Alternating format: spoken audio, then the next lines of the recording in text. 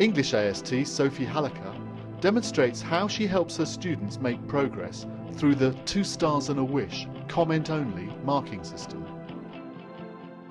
Here I've got a book from one of my Year 11 students. One of the most important things that I think I'm doing with them and have done with them from the beginning is get them really involved in their own marking, in their own assessment. So a technique that I use is called 2 stars and a wish. So I have a little stamp which actually creates 2 stars and a wish on their page, and the students then, when they've done a piece of work, they can either peer assess it or self-assess it, and they use green pen to do that so that I can easily check that in their books that they've done it.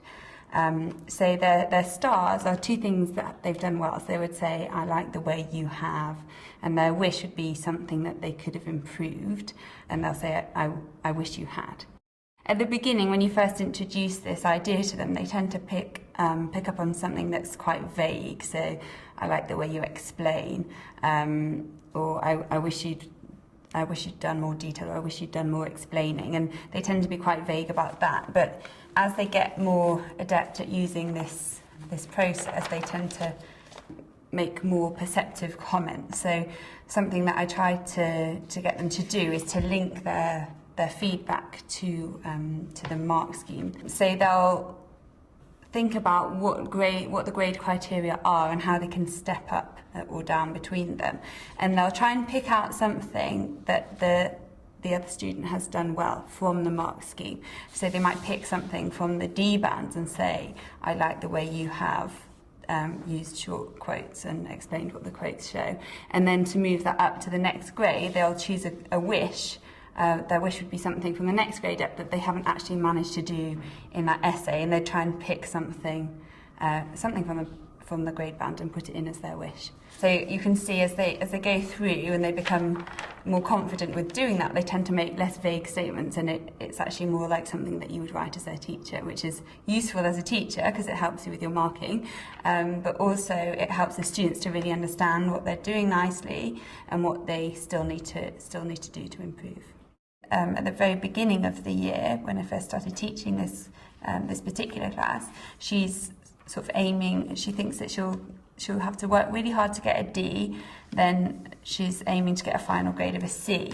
And you can see actually just visually going through her book, she starts off not making very developed responses, and it's a lovely example actually of the progression, because you can see that she's gradually making longer responses, and they get really developed here, and she's really getting the hang of these. And actually by the end of the first half term, so it's only 6 weeks after the first comment that she made there, she's made a comment saying that she's now she's happy with what she's getting, but she wants to improve, and she wants to get a C or a B. So she's actually moved her aspirations up towards the possibility of getting a B, which is very encouraging, because she's obviously taking on board the comments that are being made and the comments that she's now capable of making, and knowing how to move up to the higher grade.